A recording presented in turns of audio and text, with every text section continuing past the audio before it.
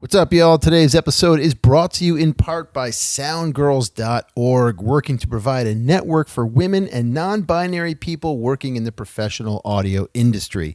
SoundGirls provides an opportunity to meet and network with other industry professionals, creating a strong support network while simultaneously providing the tools, knowledge, and support to further your career. Head over to soundgirls.org and become a member today. What's happening, roadies? This is Charles Twilling. This is Danny Segovitz. What's happening, roadies? This is Claire Murphy, and you're listening to Roadie Free Radio. What's up, roadies? My name is Larry Milburn, and this is Roadie Free Radio, your VIP pass to meet and greet the stars behind the scenes of the music and film business. All right, what is happening, roadies? Welcome back. This is episode 162. This is your host, Larry Milburn, and I am not coming at you from a barn in Northwest Connecticut this week. I'm actually coming at you from the city of brotherly love. That's right, people. Philadelphia, Pennsylvania. Phillytown. Actually, more like Fishtown to be exact. Right in the home of Mr. Ryan George. You know him. He's been on the show a couple of times. I'm in town for a gig, one of my video gigs, and just got to Ryan's house this evening. I'm recording this Sunday night before this episode is to come out, and pulled in. I'm here for 3 days, and then I boogie back up to High Falls, New York for another shoot on Thursday, and then finally back home. So living life on the road. Pretty good stuff, and finally getting to meet Ryan in person. We've chatted several times. I've had him on the show a couple times, but never in person, and it's very cool to meet his family, see the man in the flesh, and talk all things this tour life. By the way, if you have not signed up for the survey over at Tour Health Research Initiative, go take the survey, man. Go over to tourhealth.org, take the survey. Their numbers are cranking. They're getting a lot of good info, and they need more of it. So get on it. Our guest this week is Claire Murphy, guitar tech for Vance Joy and several others. Claire Murphy's on the show. We're going to get to her in just a second. But first, I got to ask you guys, how are you? Are you feeling okay? Are you sick at all? Do your lungs burn? Do you have enough elderberry? Are you washing your hands? Huh? What are you doing to take care of yourself? Because the coronavirus is coming. It's coming for you. Jesus, the coronavirus scare is in full swing. I'm not making light of it, folks. I know it's not a good thing. It's not a good thing at all, and people are dying. But it's crazy out there. Let me tell you what's been going on. You probably heard South by Southwest canceled, pulled the plug. That festival's coming up at the end of the week. They finally said, "Hey, you know what? We don't need this kind of craziness." So they're hoping to reschedule. A buddy, John O'Manson, who's been on the show, singer-songwriter John O'Manson. You can look back, find his episode. He lives in Santa Fe, New Mexico, and he had a tour going in Italy, which he had to cancel, obviously, because they put a kibosh on the public gatherings over there. So he flew home early. The guy is mid-flight, coming home to his family, gets an email from his daughter's principal, basically saying, "Hey, I know you've been over in Italy, and I'm going to request that you go ahead and sequester yourself for 14 days before having any contact with your family, particularly your daughter. And if you don't, or if you have contact with her, I'm going to keep her out of school indefinitely." And Jono, being the gentleman that he is, complied, stuck himself in a house somewhere for 14 days. I hope he wrote a lot of songs. I know he did. He just recently posted a tune on his Facebook page that he wrote while in solitary confinement, let's call it. And a pretty good little tune. Got to check it out. Look up John O'Manson over on Facebook and see what he came up with. But crazy stuff is happening out there. Speaking of crazy, Nashville had a tornado. I'm not bringing you good news this week, and I apologize for that right off the bat. But tornado ripped through Nashville, took out a studio, I believe, a few studios, and our buddy Liz Shaw down in Nashville, he's been fighting the good fight to save home studios, and in the midst of all of that, we got tornadoes going on in Nashville. So let's just hope that everything stays cool from now on. We get the coronavirus thing under control, and life goes on as normal. Because guess what? If they cancel Summer NAMM because of coronavirus or tornadoes, I'm going to be pissed. I'm going to be really pissed for my first one. Guys, have you seen Roadie, My Documentary yet by TJ Hoffman?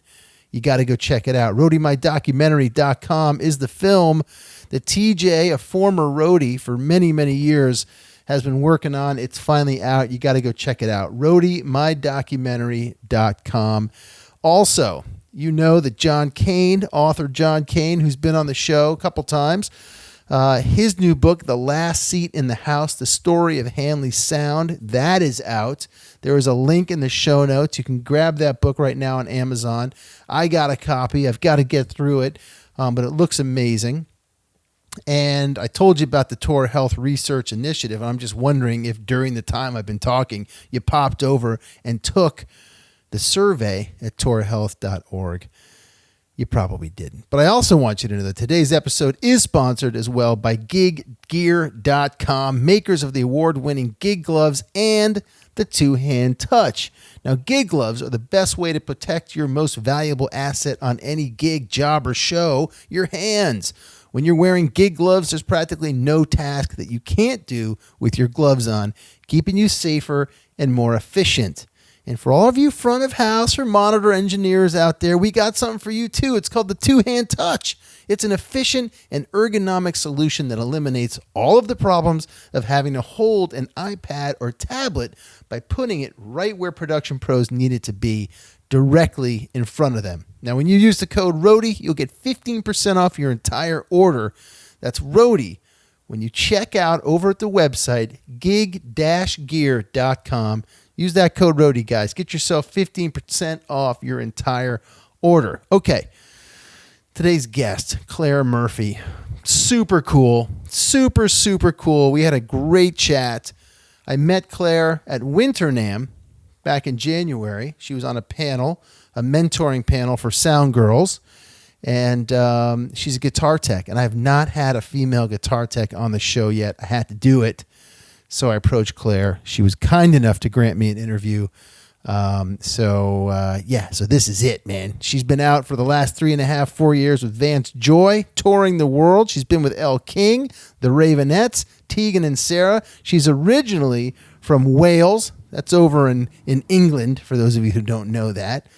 She's Welsh. You don't say she's English. She's Welsh. Now she lives in Long Beach, California. She has also done tour managing for a long, long list of people, as well as backline. So she knows her stuff. She's got a storage company in London for people within the industry, so you can store your gear at a facility she's got. That's super cool. But here's the coolest part. She is also a triathlete as well as an Iron Woman. Okay? Iron Man, Iron Woman, whatever you want. She's a badass. How about she's just a badass person who could kick all of our asses while tuning and fixing guitars. That's what I'm going to say. That's what I'm going to leave it. Speaking of badass people, earlier last week, I was in New York City at the world famous Boulevard Carol production offices doing an interview with an upcoming guest, Michael Alago and Laura Davis Chan, and they're going to be on the show. But I was at Boulevard Carol. As you know, they sponsor this show. And they've got a production facility in the city that's well over 17,500 square feet. So if you are a touring pro and you find yourself in New York, New Jersey, or DC, and you're looking for a cool company to hook up with, check out Boulevard Carol Productions. If you're an artist and you're touring and you're looking for a spot that's got phenomenal backline resources, great PA, a killer place to rehearse, check out boulevardcarol.com. They will take care of you over there. All right, here we go. Get your 6 strings out, line them up, tune them up, sharpen them up. And let's get ready for Claire Murphy. I'm sorry, guys. It's super late when I'm recording this. It was a bit of a drive. It was a nice drive to get down here, but I'm a bit delirious right now. And I got to get this episode out, man. Anyway, I love you. Here we go with Miss Claire Murphy. Hit it. Call yourself a roadie. Call yourself a roadie. Call yourself a roadie. Okay, so Claire, no, you didn't tell me you have a book coming out. What the hell? You hit me with that as we start recording. I just wanted to test your research skills. Oh, yeah. Well, I researched it. It's called Girl on the Road. And it's basically a woman's perspective on how to break into the live touring business. So tell me about the book. When's it come out? You have a copy. I don't have a copy. Yeah, I think it came out like a week ago, literally, or 5 days ago. Okay. And where do we get it? Amazon. It's got the monopoly on my book because that's the easiest way to do it. I'm a lazy author. You can download. You can get like a Kindle version and a paperback. Yes, and I was actually only going to do the Kindle version because that was, the easiest way to get it out there. Yeah. And then it turns out a paperback version is super easy too, and lots of people have actually ordered the paperback version. So I'm pretty excited about it because it's just like a kind of like a how-to guide for guys and girls to kind of start from nowhere, which was me, and how to get your foot in the door. That's awesome. How long did it take to write this book? I wrote the bones of it on a plane from Australia back to the US. So it was like 16 hours just writing everything that was like in my head onto a page. And then it didn't take that long to kind of put it together, but it took forever to kind of edit it and go back over it and go over and over and over and over. So it kind of made some sort of sense. Yeah. And then I left it for a little bit and then came back to it. So it's probably been bubbling for like a year, 18 months maybe. And then finally I was like, I've got some time off. I'm just going to put it out there. It's never going to be finished. It's like a record, I guess. It's never going to be what you think is perfect. And I was like, just put it out there. If it helps somebody, it'll be great. And how long is it? How many pages? Yeah. 75, 65, depending on which version you get. So it's super short, but it's exactly. You don't need any fluff. You just need all the information. Because there's no secret to this, right? Like, go learn your skill, be a good person, and someone might hire you. Exactly. Those are the cliff notes to your book, by the way. I just gave them away. Actually, I gave the book away for a day. I gave it away for the first weekend, and then another day to all the sound girls, and promoted it on Facebook, whatever. Because when you're starting out, I think $5 or whatever isn't a lot, and it's the cost of coffee. But when you're starting out and that $5 is like, oh my God, I have no money and I'm trying to like get a job touring and no one will hire me. Yeah. I was like, let's just give it to the people who need it. And if you miss that one day, then that sucks and you're gonna have to buy it. But right, exactly. But yeah, there is no secret, and you can email me and I'll tell you what I wrote and probably give it to you for free if I can figure out how to make it a PDF. So did you self-publish it or you got a publisher? Well, self-published, but through Amazon. Right. It's incredibly easy to do it. That's amazing. I'm going to have to pick your brain about that. Stay tuned, roadies. I might have a book idea in the works, too. There you go. Very cool. And so you started this book. You wrote this book because when you started, there was really no map, no guide map, road map for you, I'm guessing, to get into this thing. And now here you are, 9 world tours later. Well, there still isn't a roadmap, really. It's incredibly difficult to get into. You just don't know where to go. There's just no.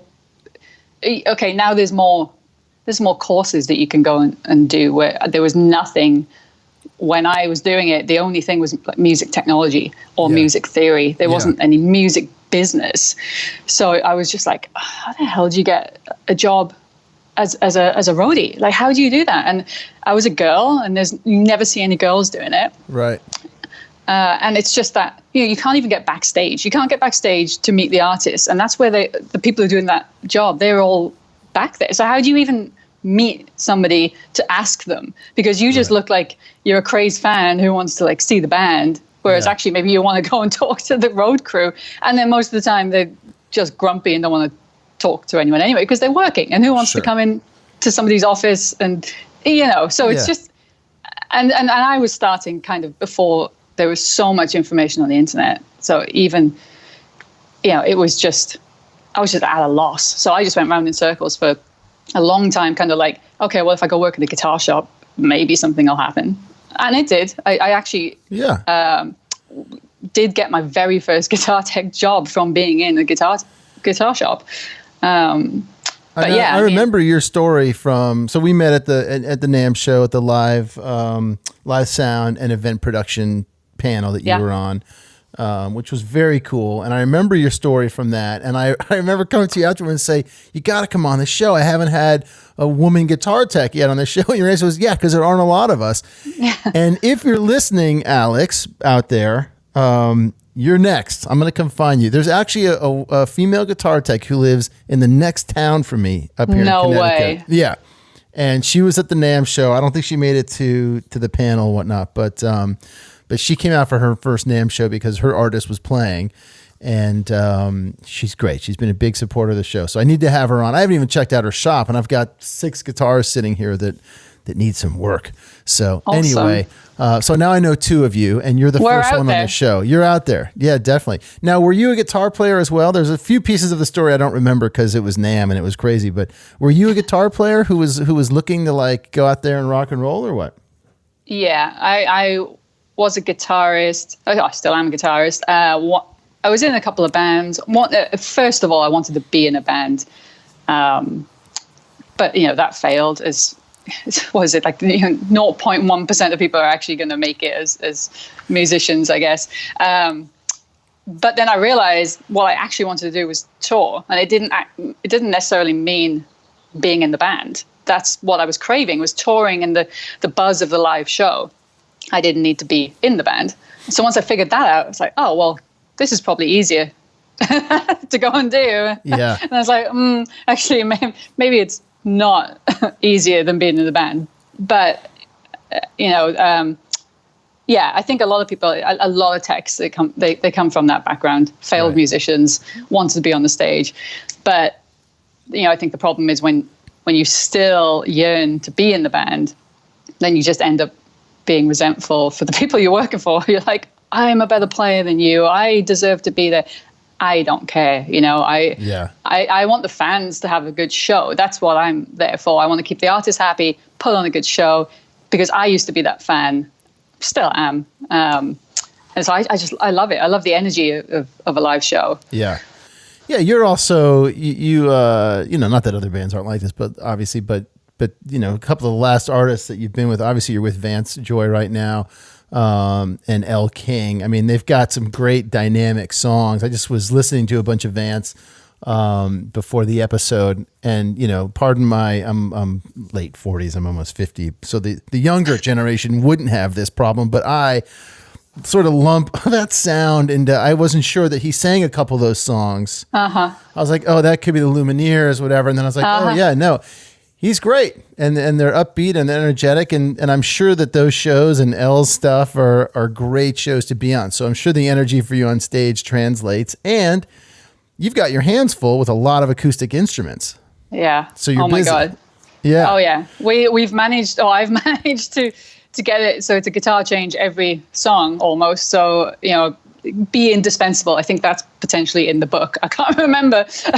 Point number 6: be indispensable. Yeah. Make yourself indispensable, and then you'll always have a job. But yeah, he has lots of different tunings, different, to the layperson, it's just another acoustic guitar, but it sounds different. Sure. And yeah, I mean, he has. I always say I work for Vance Joy, and nobody knows the name until they hear Riptide or Fire in the Flood, and like, oh, it's that guy. But the audience is, we play arenas in Canada and obviously Australia. He's huge because he's Australian. His fan base is massive, and they're all, it's a varying age actually, but there's a lot of like younger girls, and they just are super excited. Yeah, super nice. They're so nice. They bring us gifts. His manager Rachel, they bring gifts for me and her and James. It's very, very sweet. That's very awesome. Nice. That's very cool. Yeah. So what does a day off look like for you with all those guitars? Is it a true day off, or are you restringing and cleaning and fixing? No, I do everything on show days. So days off are days off, which is why I love being just a guitar tech, because I used to tour manage, and you never had a day off.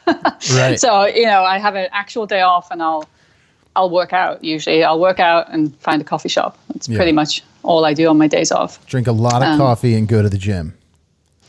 Pretty much, yeah.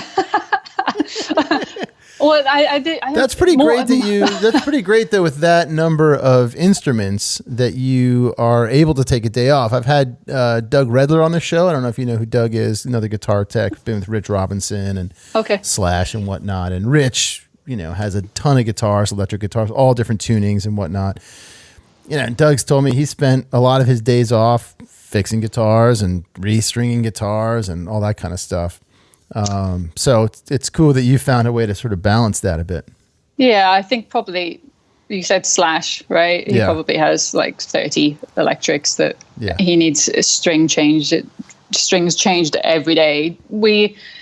I work it out with the sound guy, whether we rotate the string changes. So he doesn't play that hard, doesn't sweat that much, and it's maybe 3 songs per guitar per set, something like that. So it's they every couple of days I'll do like 2, and then the next day I'll do the other 2, and then we have a couple of ukuleles, and so I never restring those. They take forever to get back into tune.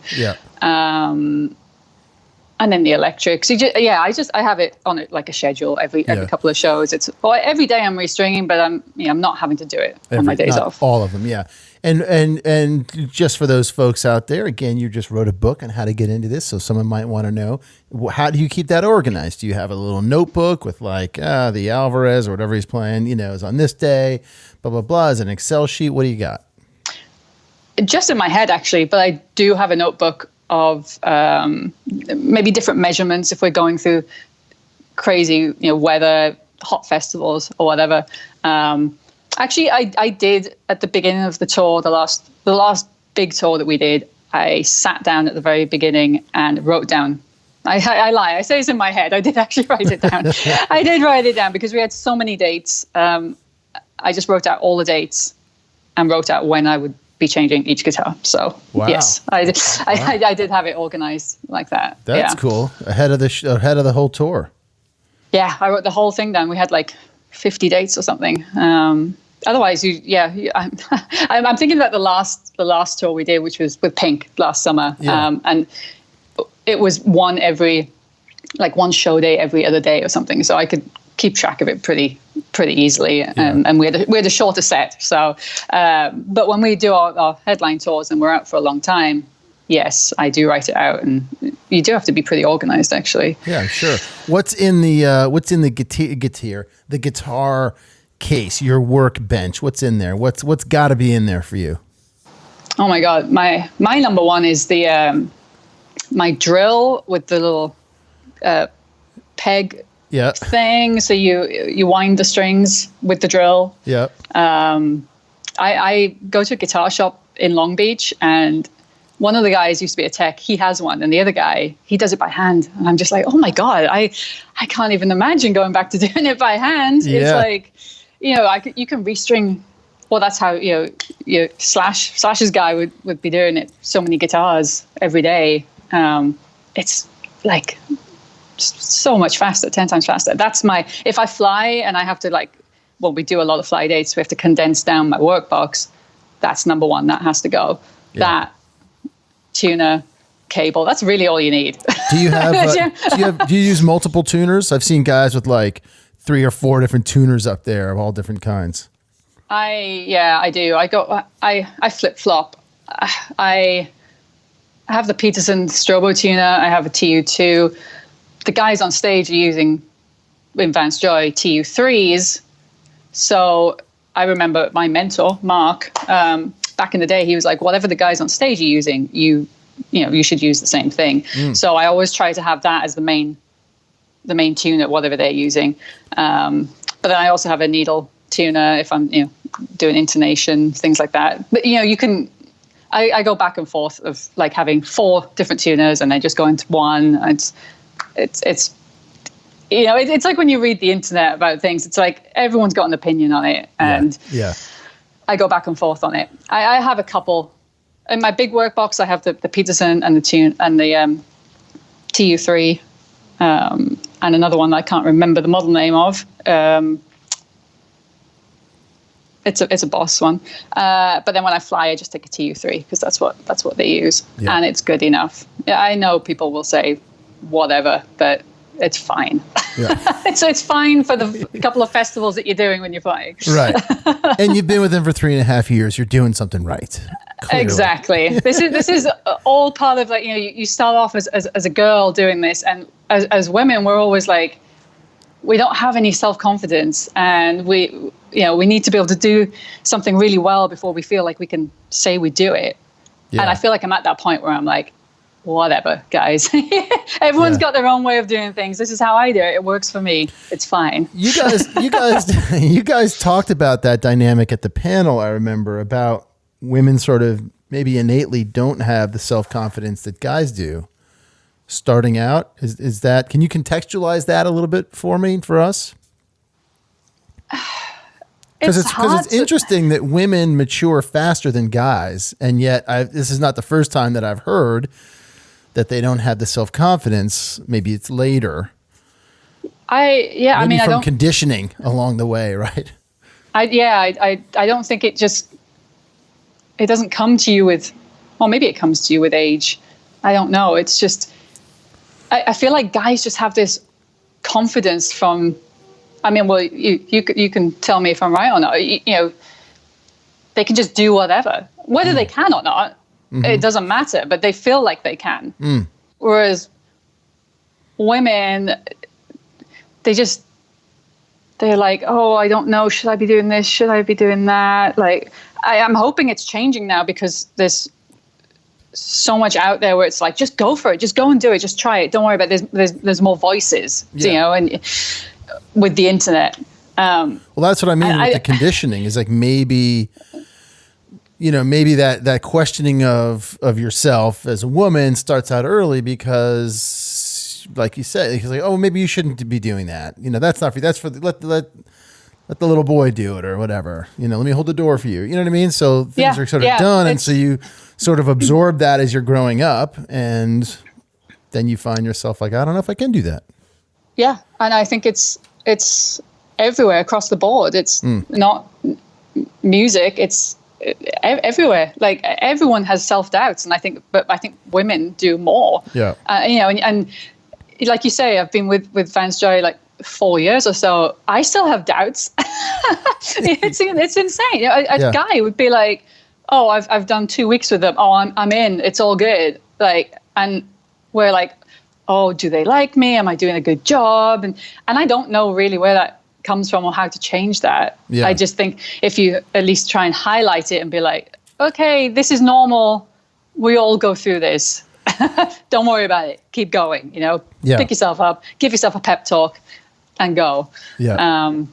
It's really difficult. I think it's hard to see. It's frustrating to see that guys just have this confidence, and it's not knocking guys for it. It's like, sure. I wish I had it. I wish we all had it. Yeah. Can you imagine, like, right? if all the women just were as confident as guys, whether they knew their shit or not, and just went for it? Yeah. Oh my God, it'd be crazy. You'd level the playing field immediately. Yeah, absolutely. So, all right, so let's jump back a bit. You talked about Mark as being a mentor. Before we get to Mark, let's go even further back. You grew up in England, yeah? Wales. In Wales. Next to England. Right. And musical family, what was going on there? How'd the guitar thing creep into your life? Not particularly musical. They enjoyed music, as in listening to it. Yeah. None of my family played an instrument, but they were always they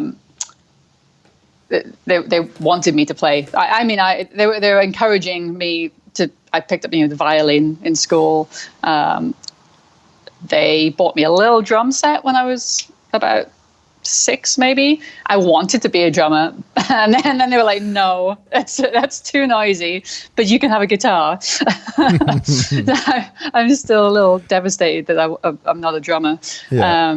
But yeah, it came from nowhere, really. They just allowed me to explore whatever I was doing. I was into sports, I guess, as well. But it's whatever just takes you at a certain time. Because I know that if I had gone down a sports path, I'd probably maybe be a cyclist or something. You know, if it'd been the right time and I'd had the right coaching and whatever, I think, you know, it's just whatever takes you. And I was playing guitar, and I used to just play in my room like every day, hours. I'd play along to records, and it was just something to do, and I enjoyed it. But it didn't come from family as such. Were you curious at that point about the workings of it? Was it an acoustic or an electric? I had an acoustic first, then an electric. Were you curious about the mechanics of the guitar and, you know, how it worked and pickups and stuff like that at all? Actually, you know, not really. Did you have an inkling of that mind then, or no? No, I mean, I'm still more focused on the show.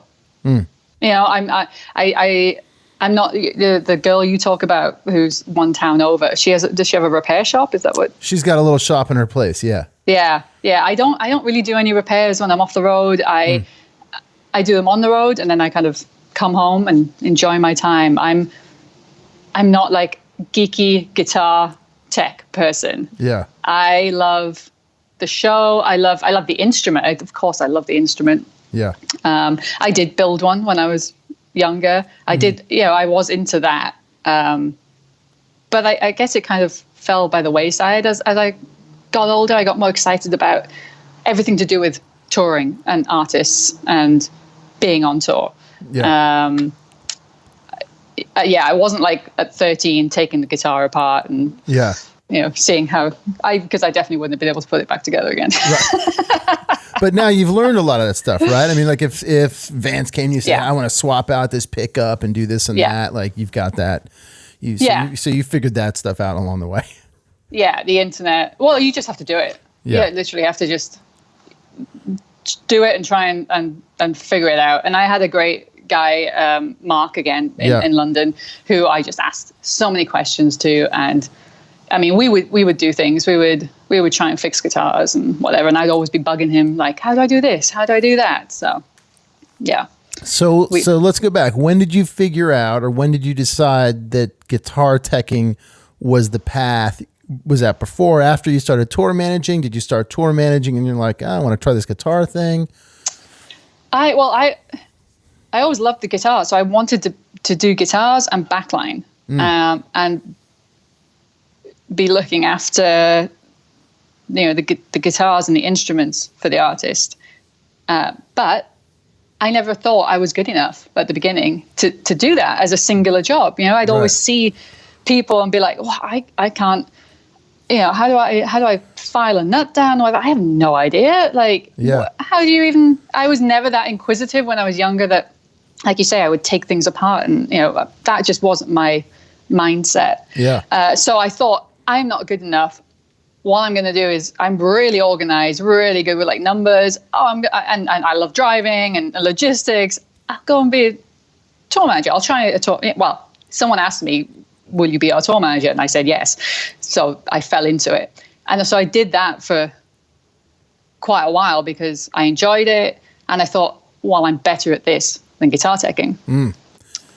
And then I kind of fell back into guitar teching and then just went head first. I was like, okay, I'm going to do this. I can do this. And I'm just going to apply myself and figure it out. And that's it. I haven't looked back really. And I don't know if I want to go back to tour managing because it's just a headache. Yeah. Well, sorry. So let's go back. Where were you when you got asked to go out and be a tour manager? What were you doing? You'd moved up from Wales maybe to London? Oh, I was in London. Yeah. Everything happened from being in London. It's incredibly difficult to do anything outside of the major cities, in my experience. So I was already touring as a backline tech. And I was backline tech for this band, the Brand New Heavies. I don't know if you remember them. Oh, yeah, of course. And they needed a tour manager. And so, well, actually, before that, I was touring with another band, the Ravonettes, and they asked if I wanted to tour manage, and I said, I've never done it, so no, which I write about in the book. I'm like, just say yes all the time, if it interests you. So when it came up that the Brand New Heavies needed a tour manager, I was like, okay, I was quite close with them. I said, I'm going to go do this, learn the craft, because it was an environment where they knew that I didn't know anything. Yeah. It's like I needed to allow myself to say, I don't know what I'm doing. Is everyone okay with that? And then excel, instead of going in where people think you know what you're doing, and then you're like, oh my God. So I tour managed them for 18 months maybe. And then I went to the Ravonettes and was their tour manager and was with them for years. TM and Backline. There was a small operation. Fun times back then. Yeah. Looking back on it, yeah. Well, you were really cutting your teeth, basically, right? Yeah, which you don't enjoy it at the time. Yeah. Because I remember I would always be saying to my friend Mark, I'm like, but I don't know when the next gig's coming. Oh my God, like I don't. No one's gonna hire me. He's like, this happens all the time. It happens to me still, and I've been doing this for 10 years. That's the life. It's the life. But I didn't know, and I'm like, I have no job. Like, where is it? Where's my next paycheck coming from? It's scary. It's so scary. You just have to believe it's going to happen, because it will. Do you feel like, I mean, I don't know what your situation with Vance is, for example, right? If he's got you on a retainer or whatever, if you're lucky enough for something like that. But do you feel like you've gotten over that hump now? You know enough to ride the wave? Or maybe you're like, hey, I just wrote this book, I'm going to be a millionaire. Definitely didn't write the book thinking it was going to make any money. So let's put that out there. No, I definitely am. I just know that it's fine. I take long periods of time off when I want now, because I know even if like Vance Joy wasn't there coming back again, because that's what's happening this year, you have to make contact and network. That's a big part of it. I know that I could just probably put it out there that, I'm looking for work, and there'll be something. Yeah. And it might not be something that you necessarily want to do. It's not perfect, but it'll get you back in there. Yeah. Go ahead. So I'm sorry. So you say Vance is off this summer? He's playing this summer, but he's off until the summer. Got it. Where I don't know anything else apart from that. He's coming back with a new album, I think. Gotcha. I don't have any information. But I'm kind of waiting for that, because I know when it does come back, it's going to be, a massive, probably world tour again. Yeah. And if it doesn't happen, and he wants to retire, that's also fine. And, it comes with experience that it's fine if you can take time off, and it's okay. And I was speaking to Mary, Mary Broadbent at NAMM, and she was like, oh yeah, you kind of inspired me to like take some time off, and it's okay. Right. And it is okay, and we don't want to burn out. But let's be real here, because you said earlier, you're good with numbers, you're good with logistics, which probably, I'm going to guess, means you're good with your own finances, which I'm hoping is a part of your book, or with part 2 of the book, right? Which is like, again, a lot of stuff that they don't teach you. I mean, I'm an independent contractor, filmmaker person, same deal, right? No one's pulling money out of my taxes, for taxes. I got to do it myself. So planning ahead and all that kind of thing. Same thing with touring professionals. So it might be that you're good with doing that stuff. And so you can now take some time off and feel confident that like, oh shit, this isn't my last paycheck and there's only $500 in the bank. And if my car breaks down, I'm screwed. Well, yeah, that's exactly it. You need to be good. You need to budget, and you need to save money. Obviously it's easy to say that and do that when it comes naturally to you, which it comes naturally to me. I'm like, if I save money here when I'm working, I can take some time off. Right. Obviously people on tour are like, I'm getting paid, I'm going to spend it all, hurrah. But that's their choice. But then hopefully they realize that that's why you have to continue to work if you're not going to save any money. So that's what I do. I just squirrel money away it's so I can take time off. I'm not right now. I'm not on retainer or anything, so I'm not sitting around and being paid for it. But I'm good with money, and I do have it in the book because I think it is important. That's part of the book is centered around being available when you're trying to work, which is the same now. Actually, even like 10 years on, I if I'm looking for work, I have to be available. So someone might call me tomorrow, and I can go and do it. Yeah.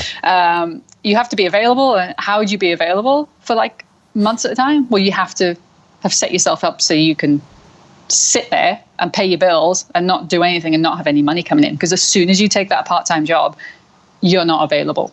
Right. So yeah, that's in the book. So everyone should go get that and read it and study it. Page 22. Excellent. I love it. Yeah, I mean it's hard, especially I think if you're younger, because everyone's telling you these things, you don't want to listen, you want to try to figure it out for yourself. And I think it takes a special younger person when you're starting out to live by some of those guidelines. Well, you have to really want it. Right. You have to want it. And you're also, you want to have fun, right? You're like, this is the life. I'm doing it. And Yeah.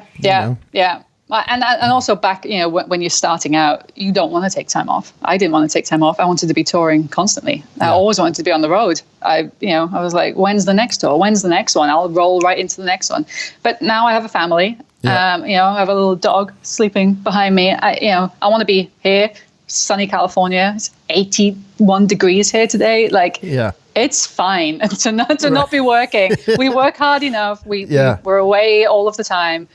I'm going to take some time off. So it's different for different people at different stages. Yeah. You also are a triathlete. You've done some Ironmans, which means you're staying in shape. You're keeping your mind sharp. Yeah. Endurance. We're talking about long endurance racing, which we'll get into in a second. But I'm curious, sort of mentally, how you balance. We just talked a little about the time off. So how you take care of yourself on the road for long world tours. And then when you come home and tour's over, do you go through that sort of post-tour, drop off thing and then whatever? Or do you think that your training, sort of helps you stay even keel all the way through? It's definitely a thing, the post-tour thing. It's weird when you come home and you've been away for so long because you forget how to cook. You don't do your laundry. It's weird. It's like you are a rock star or a movie star. Like you have no grasp on reality, really. Yeah. But when a couple of years ago, I stopped drinking and I started, working out seriously. And when you tie that into on the road and back home, it's like this constant, thread that's in your life. So it's actually become a lot easier just to come back home and you go for a run, and it's something that you're doing on the road. Or you're cycling. I think that definitely helps, but I'm pretty sure I'm in a minority there, and it's also fun to be drinking and not working out on the road. So whatever, everyone can do their own thing. Sure. But it has helped me, and also having like a stable base and a home to come back to. That's important, and that helps. But yeah, it is weird. And if you don't do it, you don't really understand what it's like to come home and forget how to like cook an egg or something. It's just really odd. And how is your home? I think at the NAMM show you were busy in construction or something was being done, right? Yeah, it was a nightmare. Are you done? Yeah. We bought a little studio and it was fine, but we thought, let's renovate it. Just, bring it up to date a little bit. Yeah. And oh my God, just absolutely the most stress I've had ever in my life. Like I can think back to like the worst tour I've ever done, and it was all, peachy compared to what that was like. Just, I can't believe people actually can be in an industry, and it's industry wide, it seems, all of these, construction people. They're terrible. They're bad at timekeeping, bad at communication. They rip you off. It's unbelievable. I just can't believe that. And they're all like they're freelance or they run their own business. Like, can you imagine getting away with that? I know, like it's crazy. treating people like that? Crazy. Yeah, it made me think like, oh my God, the standards that I have, I'll always be fine because as long as you turn up on time and you tell people that you turn up on time and you do the job. Like, I have people who haven't come back to finish the job. Like, what if I just left during a changeover, during a show, Yeah.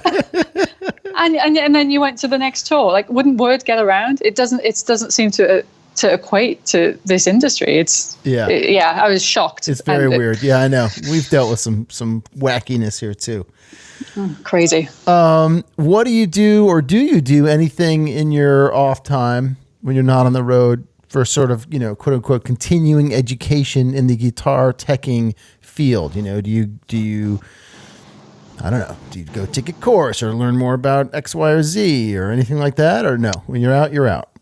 I like to be, when I'm out, but I have taken a course. I can't remember the name of it. It's in Portland. Mm-hmm. That was a week-long course on repairing and building guitars. That was awesome. If anybody wants to, I could send you the link when I find that. Also, now that I've moved to Long Beach, there's a guitar repair shop called, I think, Long Beach Guitar Repair. I go in there a couple of days a week and hang with those guys and see what they're doing, help them out, kind of thing. So that's how I keep my fingers in it, so to speak, which is kind of fun. Yeah. But there's obviously no desire to like go work at a guitar place and tech when you're off. I just don't want to, no. Yeah. And I know most people do. I guess most guys, because there aren't many females to ask, but they do, and they love it. And I just, like I say, the focus for me on tour is the touring. And I just don't really have the desire to do it off the road. Maybe because I'm so used to, I do it for so long on the road in a dark room. It's like PTSD. Yeah. You come back, I don't want to do it when I'm at home. Yeah. So yeah, but that's just me. And like the older I get, the more I'm comfortable with. I'd feel like, oh, I should be doing that because that's what most people do. Well, so what? We're having to follow these rules because all of the guitar techs on tour, that's what they do when they go home. Yeah. Great. If that works for you, that's fine if that's what you want to do. But no, I'm good. I'm good. As long as I, keep my skills. Yeah. People want to keep hiring me, then I'm happy. Working. Yeah. So let's talk about the triathlons and the Ironman stuff. What do you do to take care of yourself on the road? Obviously, you're not drinking. That means you're probably staying away from the late night pizza situation. How would one structure their day in a busy day, world tour, stadiums and shit, to get a workout in?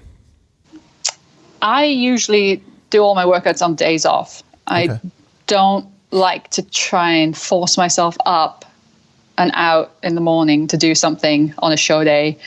I'd rather get the full rest in. I mean, it depends what time we're loading in. Sometimes full rest, which I'm sure is not a lot of. I'd rather get those full 3 hours of sleep on the bus, right? Well, actually, no. It's actually pretty good for us as techs, I guess, because we're first out and almost last in. So I actually do get a good 8 hours sleep on the bus, and we're hated for it.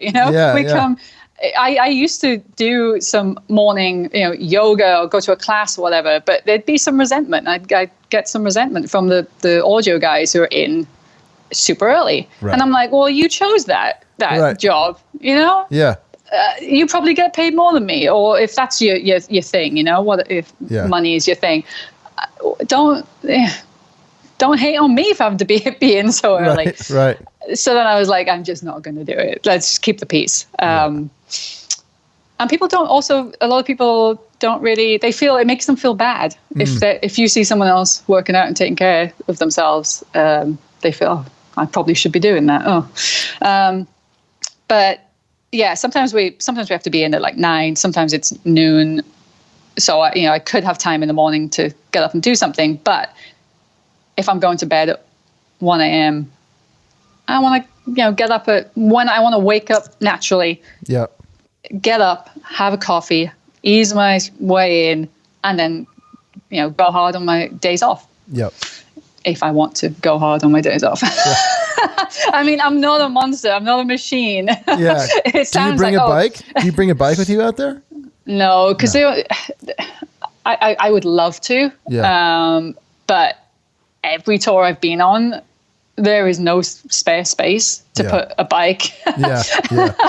Because we're doing something wrong if there's space. Sure, exactly. Because they're always fighting for we need a bigger truck, or we need a bigger trailer or whatever. So if I turn up with my bike in a big box, I'm not going to be too popular. Yeah. No, I actually, the way I get the cycling in, because our last audio guy last summer, he would bring a folding bike, but for me, it's it was awesome for him. But I want my road bike, my triathlon bike. Yeah. I joined. I don't know if you know the team or the brand Rapha. RAPHA. They have clubhouses, they call it, around the world, and if you're a member, you can go and rent really nice road bikes for $30 or something. Oh, that's awesome. And they would be in Sydney and Melbourne and Adelaide and Amsterdam and London. So lots of places around the world. And then so I joined them, and then on my days off, if they happened to coincide, I would go and rent a bike. So I do 60 miles in Amsterdam on a day off. Wow. And I do some meetups in Sydney, and it's super fun. And then they started closing down all of their stores, so I'm not a member anymore. But that's how I get my cycling in. And running is easy, obviously. That's mostly what I do. And actually, there's swimming pools everywhere, so swimming's pretty easy. And the hotel usually has a pool. Not that you can really do laps in a pool in the hotel. But like I say, I mean, yes, I've done Ironmans, and I do train a lot. But I take months off, and I train for months.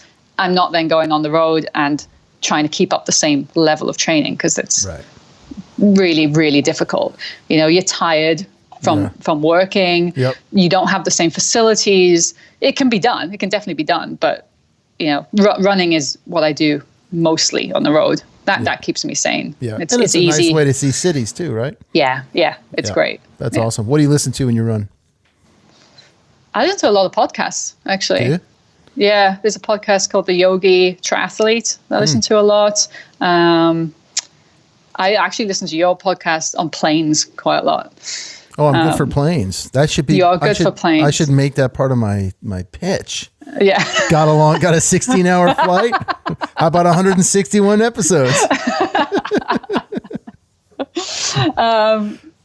Podcasts, and then I usually just have the same running playlist that I just put on, which is quite high tempo. It's a lot of Silver Sun pickups. Yeah. I can't remember what else is on there now. I was running this morning to that album. Yeah. Are you one of those that when you're on tour, let's say with Vance, you got to listen to something, sort of opposite to shake the Vance type thing out of your head? No, I love his songs. Yeah. I don't mean that you don't like his song, but some people are like, dude, I'm on a heavy metal tour. I got to listen to classical music in the bus. No, I just listen to what I listen to. So if it's similar to what I'm touring with, fine. Yeah. It's been so long since I've been on a rock tour that I haven't had that problem. It's all acoustic guitars. Yeah, I was going to say your last few are super chill. It seems like upbeat but chill. Yeah. I mean, the songs are just in your head all the time, though. So thinking about it, because I did almost get on the Silver Sun Pickups tour. I love those guys. I wonder if I would be running to them if I was listening to them every night. That's a good question. I don't know. Maybe not. Probably not, actually. I probably would go. Yeah, I probably would go the opposite way. I've had other folks that have been with Silver Sun on the show. I've never listened to them. What's the album I got to get? What? I know. Just get the singles. Okay. Yeah. Fair enough. They're so good. All right. We talked about Mark, your mentor. Give me a couple things that you learned from Mark. We're gonna start bringing this home now. We're almost at our hour, so we're gonna start bringing this home. I want to talk mentorship, Let's talk about Mark. Let's talk about a few things that you've picked up from him, whether they're technical or sort of life skills on the road, sort of a thing. I mean, I literally learned everything from him. Like, he was there. He was the person I asked every question about touring to. I started with something so simple as how do you restring a guitar? Tell me, as a tech, how do you restring a guitar? Because I was playing guitars in bands, but I wouldn't be restringing it that often. And surprisingly, I'm sure like lots of people in bands probably don't, look after their guitars as a tech would. So I was like, you show me how do you do it? So he'd show me that. And I was like, well, how do you set up a guitar? So he gave me the technical knowledge. And then I asked him, how much should I be charging? How much do you get paid? Mm-hmm. I had no idea. So he would tell me how much he got paid, how much he thought, we should get paid, how much some other people got paid. That's, a lot for that kind of touring or not enough, how to kind of negotiate, how to start talks with like a manager if you're starting with a new band. He would then talk me off a ledge when I had no work. Everything. Everything. Yeah, everything. Like a mentor is like number one. Like you need to, and I'm so surprised. Like no one really reaches out to me. I have a couple of people who reach out and ask me questions, but you'd think when someone puts themselves out there and is like, look, I want more females doing this job. Ask me anything, like that I would just be inundated with questions, or whatever. But I guess people, they're shy is not the right word, but they don't want to bug you maybe. Right.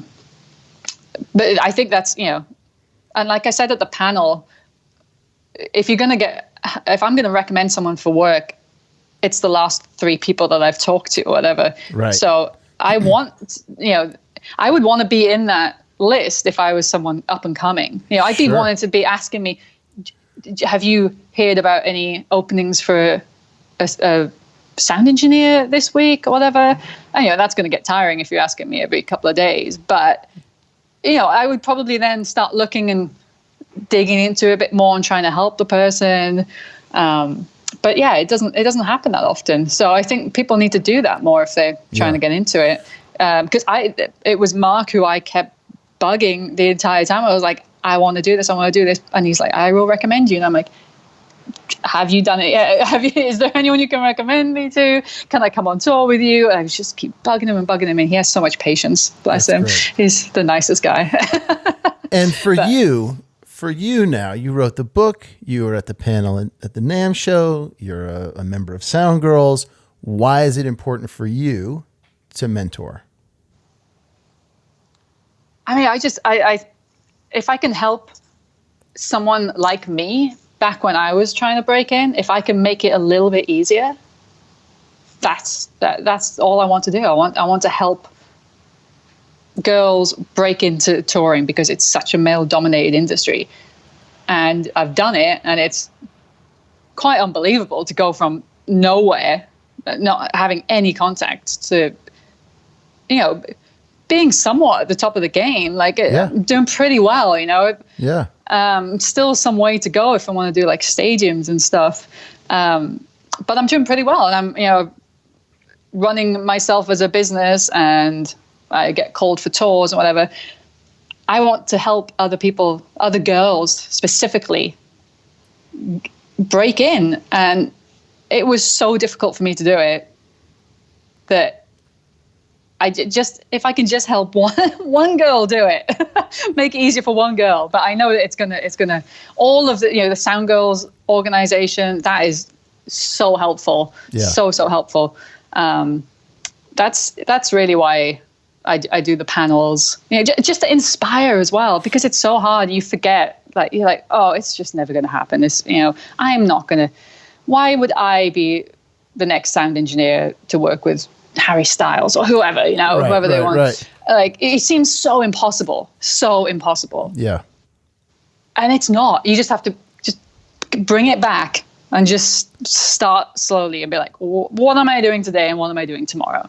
And each little step is going to get you there. But when you think, oh my God, how do I get from here to there?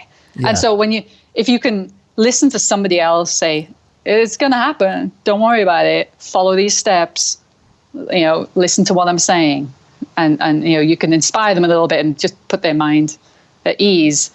That's why I do it. I mean, and I'm always going to be available to do that and ask or answer any questions that anyone has on how to get in there. Nice. Awesome. All right. Favorite guitar? First one that came to my mind was a Les Paul. Always going to be a Les Paul, I think. Nothing wrong with a Les Paul. United States, who's got the best coffee?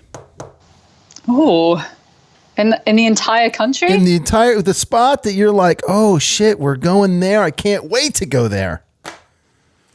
I'm going to say the best beans are from a company called Legal Speed. It's a guy called Chris who used to be a drummer in a band called Bayside. He's a big cyclist and he roasts his own coffee, and it's delicious. And the best, well, I'm going to rep Long Beach. I'm going to go Rose Park Roasters just because you put me on the spot. Nice. Nothing wrong with Long Beach coffee. All right, cool, man. And in Europe, when you see the itinerary come in and you're like, oh man, we're going there? As in bad? No. Like as in good. As in like, good. Yeah. I mean, I love Amsterdam. Well, Italy's awesome food. Yeah. Too many carbs, though. Yeah, a lot of carbs. Yeah, not good for you. Amsterdam is always is real fun. Oh my God, there's so many places. I hate being put on the spot. I can't think of. It's got to be in the book. It's got to be in the book. We're going there. I don't know. I mean, let's say Austria because my best friend lives in Austria. So if we hit Austria, then I'm gonna say Austria. I took a couple of days off last summer and went to visit her and had the most amazing time because that country it's just out of a movie. It's unbelievably beautiful. Yeah, it's gorgeous. So if you need a reset, go to Austria. Awesome. Claire, this has been fantastic. I thank you very much for being on the show. Thank you, Larry. I'm excited to be on it. But I listened to the Rachel Ryan one years ago before I even knew her. And I was like, I didn't even know this podcast existed. And now I'm on it. So this is awesome. Thank you for asking me. You're very, very welcome. And good luck out there. Good luck with the book, Girl on the Road. I hope it sells mega millions and we get a lot more women in the industry. Yeah, me too. All right, Claire, thank you so much for being on the show. Guys, stay tuned next week for episode 163. My guest is Michael Alago, famed A&R rep who signed Metallica way back to Elektra Records. And Laura Davis Channon will also be joining us for that chat. During the week, you can follow us at Twitter, Facebook, Instagram, SoundCloud, Apple Podcasts, Google Podcasts, YouTube, and Spotify, all as Roadie Free Radio. Check out the website, roadiefreeradio.com.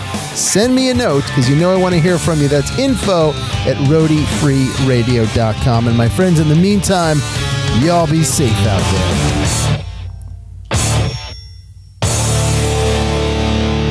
No roadies, no rock and roll.